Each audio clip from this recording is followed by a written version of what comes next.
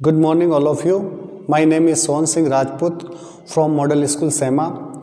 Today we shall study about the second part of future tense, simple future tense. नमस्कार दोस्तों, ditto academy में आपका हार्दिक स्वागत है। आज हम सिंपल फ्यूचर टेंस के सेकंड पार्ट के बारे में पढ़ेंगे। फर्स्ट पार्ट में हमने पढ़ा था कि इस टेंस के इंट्रोडक्शन के बारे में पढ़ा था और इसके यूजेस के बारे में पढ़ा था, किन परिस्थितियों में इस टेंस का यूज़ किया जाता है। ओके, तो आज हम इस पार्ट में इस टेंस के affirmative, negative, interrogative, yes no, interrogative, WH type और इंटेरोगेटिव नेगेटिव जो सेंटेंस होते हैं उसके स्ट्रक्चर के बारे में पढ़ेंगे, क्योंकि स्ट्रक्चर बहुत ही इंपॉर्टेंट होते हैं कि स्ट्रक्चर की सहायता से हम हिंदी से वाक्यों को इंग्लिश में ट्रांसलेट कर सकते हैं और जो इंग्लिश के जो सेंटेंस होते हैं उनको हम हिंदी में ट्रांसलेट कर सकते हैं। तो शुरुआत करते हैं आज की हम इस क्लास में कि इस टेंस के जो सेंटेंस स्ट्रक्चर होता है उसमें से कि इस टेंस के हिंदी वाक्यों के पीछे गा, गे, गी इत्यादि शब्द आते हैं। एक बात हमें ध्यान रखना है कि हिंदी के जो वाक्य है जिनके पीछे गा, गे, गी आते, जैसे राम जयपुर जाएगा, वह नाचेगी, वह जयपुर से आएगा, इस तरीके से यानी कि इनके पीछे गा, गे, गी शब्द आ रहे हैं। ओके, तो शुरुआत करते हैं हम सबसे पहले अपने अफर्मेटिव सेंटेंस। मैंने कल भी बताया था आपको कि सेंटेंस में विल शेल किसके साथ लगता है, आई और वी के साथ शेल लगेगा, बाकी जितने भी जो सब्जेक्ट होंगे चाहे वो प्लूरल हो सिंगुलर हो उनके साथ विल आएगा। ओके, तो यहाँ पे सब्जेक्ट प्लस इसका अफर्मेटिव जो सेंटेंस होते हैं उनका जो स्ट्रक्चर क्या है, subject plus will shell plus verb की फर्स्ट फॉर्म और ऑब्जेक्ट। ओके, तो अगर हमारा जो यहाँ पे पहला जो सेंटेंस है, एक और बात बता दूं, मैंने यहाँ पर एक ही सेंटेंस को 40 सेंटेंस में कन्वर्ट किया है। ओके, यानी कि एक सेंटेंस को मैंने 8 सेंटेंस में कन्वर्ट किया, बस आपको सब्जेक्ट अलग अलग लेना है। ओके, और यहाँ पर 4 जो ऊपर वाले सब्जेक्ट है प्लूरल सब्जेक्ट है और नीचे वाले जो 4 सब्जेक्ट है वो सिंगुलर है। ओके, और इन्हीं सेंटेंस को मैंने negative, interrogative, yes no, interrogative WH और इंट्रोगेटिव नेगेटिव सेंटेंस में कन्वर्ट किया। तो यहाँ पर पहला हम सेंटेंस शुरुआत करते हैं, मैं कहानी लिखूँगा। मैं कहानी लिखूंगा, उसकी इंग्लिश होएगी आई शैल राइट अ स्टोरी। अब यहाँ पर सबसे पहले सब्जेक्ट आ गया, विल शैल में से क्या आ गया, शैल आ गया, राइट और ए स्टोरी यानी कि यहाँ पे वर्ब की फर्स्ट फॉर्म और ये स्टोरी यानी कि ऑब्जेक्ट हो गया। हम कहानी लिखेंगे, उसकी इंग्लिश हो जाएगी we shall write a story, क्योंकि यहाँ पर आई और वी के साथ ही शैल आएगा, बाकी सभी के साथ विल आएगा। ओके, तुम कहानी लिखोगे, उसकी इंग्लिश हो जाएगी you will write a story. वे कहानी लिखेंगे, they will write a story.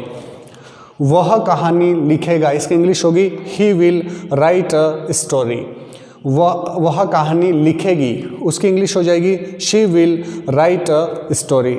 Ravi कहानी लिखेगा, उसकी इंग्लिश हो जाएगी Ravi will write a story. और निकू कहानी लिखेगी, उसकी इंग्लिश हो जाएगी Niku will write a story.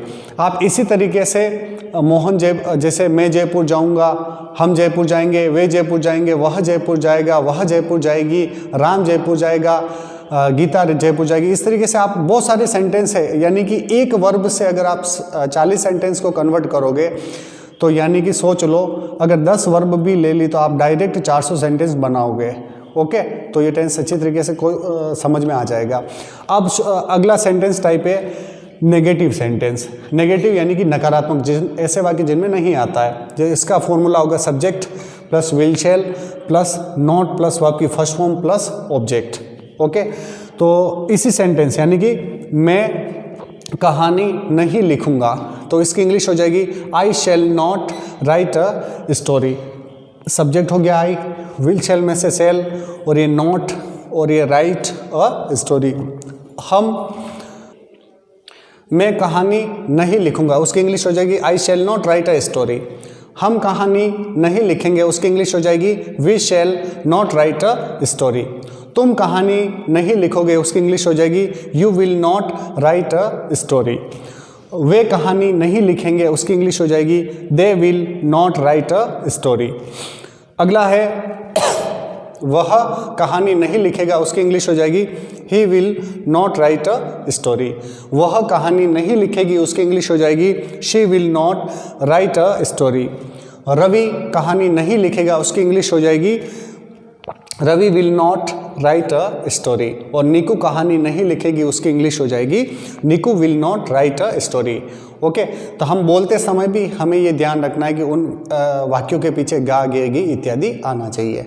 Okay, अगला हम तुम्हारा तीसरा जो सेंटेंस स्ट्रक्चर है इंटेरोगेटिव यस नो टाइप। मैंने पहले भी बताया जो ऐसे हिंदी के वाक्य जो क्या से शुरू होते हैं, ओके, वो इंटेरोगेटिव यस नो टाइप होते हैं, उनका आंसर हमेशा हाँ या ना में आता है। ठीक है, इसका फॉर्मूला है will shall plus subject plus verb की फर्स्ट फॉर्म और प्लस ऑब्जेक्ट और लास्ट में क्वेश्चन मार्क। ओके, हाँ, तो इसका हो जाए क्या मैं कहानी नहीं लिखूंगा, उसकी इंग्लिश हो जाएगी शैल I write a letter, sorry यहाँ पर मैंने पत्र लिख दिया है, क्या मैं पत्र नहीं लिखूंगा, उसकी इंग्लिश हो जाएगी शैल आई राइट अ लेटर। क्या हम पत्र लिखेंगे, उसकी इंग्लिश हो जाएगी shall we write a letter. क्या तुम पत्र लिखोगे, उसकी इंग्लिश हो जाएगी will you write a letter. क्या वे पत्र लिखेंगे, उसकी इंग्लिश हो जाएगी will they write a letter. क्या वह पत्र लिखेगा, उसकी इंग्लिश हो जाएगी will he write a letter. क्या वह पत्र लिखेगी, उसकी इंग्लिश हो जाएगी will she write a letter. क्या रवि पत्र लिखेगा, उसकी इंग्लिश हो जाएगी will Ravi write a letter. और क्या निकू पत्र लिखेगी, उसकी इंग्लिश हो जाएगी will Niku write a letter. यानी कि सबसे पहले स्थान पे क्या आ रहा है, विल शैल में से हमारे विल शैल आ रहे, दूसरे स्थान पे सब्जेक्ट है, तीसरे स्थान पे हमारी वर्ब की फर्स्ट फॉर्म है और चौथे स्थान पे हमारा क्या है, ऑब्जेक्ट। अब अगला हमारा जो चौथा है सेंटेंस इंटेरोगेटिव WH टाइप।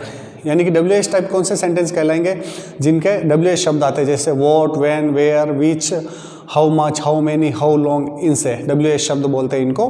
तो यहाँ पे क्या होगा इसका फॉर्मूला या स्ट्रक्चर, सबसे पहले WH वर्ड, उसके बाद विल शैल, फिर सब्जेक्ट प्लस वर्ब की फर्स्ट फॉर्म, फिर ऑब्जेक्ट और क्वेश्चन मार्क। एक और बात बता रहा हूँ, मैंने पहले पार्ट में भी बताई, अगर मान लो यहाँ पे वोट से अगर शुरू होगा ना तो ऑब्जेक्ट नहीं आएगा, क्योंकि वोट का आंसर हमेशा ऑब्जेक्ट होता है। ओके, तो यहाँ पर मैंने WH वर्ड हाउ लिया है। ओके, तो हाँ, तो इसमें तुम पत्र कैसे लिखोगे, सॉरी मैं पत्र कैसे लिखूंगा, उसकी इंग्लिश हो जाएगी how shall I write a story.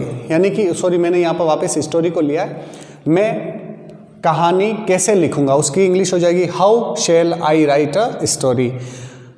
हम कहानी कैसे लिखेंगे, उसकी इंग्लिश हो जाएगी how shall we write a story. तुम कहानी कैसे लिखोगे, उसकी इंग्लिश हो जाएगी how will you write a story. Okay, वे कहानी कैसे लिखेंगे, उसकी इंग्लिश हो जाएगी how will they write a story. वह कहानी कैसे लिखेगा, उसकी इंग्लिश हो जाएगी how will he write a story. वह कहानी कैसे लिखेगी, उसकी इंग्लिश हो जाएगी how will she write a story. और रवि कहानी कैसे लिखेगा, उसकी इंग्लिश हो जाएगी how will Ravi write a story. और निकू कहानी कैसे लिखेगी, उसकी इंग्लिश हो जाएगी how will Niku write a story. यानी कि हमारा जो जैसा स्ट्रक्चर है, जैसे ये स्ट्रक्चर है, उसी के अकॉर्डिंग हमें सेंटेंस बनाने हैं। ओके, तो अब है अगला पांचवा हमारा जो सेंटेंस स्ट्रक्चर है, पॉज कर देना।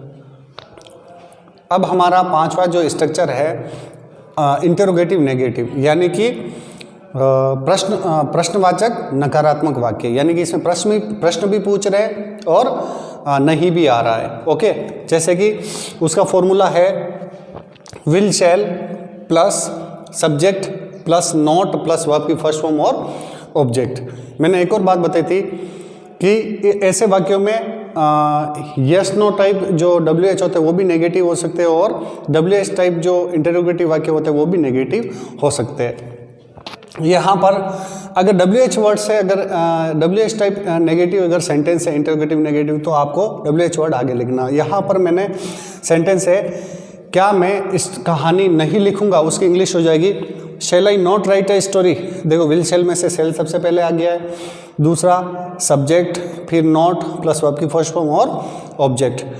क्या हम कहानी नहीं लिखेंगे, उसकी इंग्लिश हो जाएगी shall we not write a story, क्या तुम कहानी नहीं लिखोगे, उसकी इंग्लिश हो जाएगी will you not write a story, क्या वे कहानी नहीं लिखेंगे, उसकी इंग्लिश हो जाएगी will they not write a story, क्या वह कहानी नहीं लिखेगा, उसकी इंग्लिश हो जाएगी will he not write a story, क्या वह कहानी नहीं लिखेगी, उसकी इंग्लिश हो जाएगी will she not write a story, क्या रवि कहानी नहीं लिखेगा, तो उसकी इंग्लिश हो जाएगी will Ravi not write a story, क्या निक्कू कहानी नहीं लिखेगी, उसकी इंग्लिश हो जाएगी will Nikku not write a story. यानी कि इस टेंस के हमने किस तरीके से हम जो इंग्लिश के सेंटेंस है उसको हिंदी में ट्रांसलेट कर सकते हैं, या कैसे हम हिंदी के सेंटेंस को लिख कर उसको इंग्लिश में ट्रांसलेट कर सकते हैं, इसके बारे में आज हमने चर्चा की थी। और नेक्स्ट पार्ट में हम चर्चा करेंगे कैसे एग्ज़ाम के अंदर इस टेंस से संबंधित सेंटेंस पूछे जाते हैं और उसमें वर्ब कैसे भरी जाती है। ओके, तो आशा रखता हूँ कि आपको हमारा जो ये पार्ट बनाया समझ में आया होगा। तो दोस्तों हमारे इस वीडियो को लाइक करें और हमारा जो आपके लिए जो यूज़फुल जो चैनल बनाया हमने डिटो एकेडमी, उसको सब्सक्राइब करें ताकि हम जो कोई भी वीडियो बनाएंगे वो सबसे पहले आपके पास आएगा। इसी आशा और विश्वास के साथ धन्यवाद।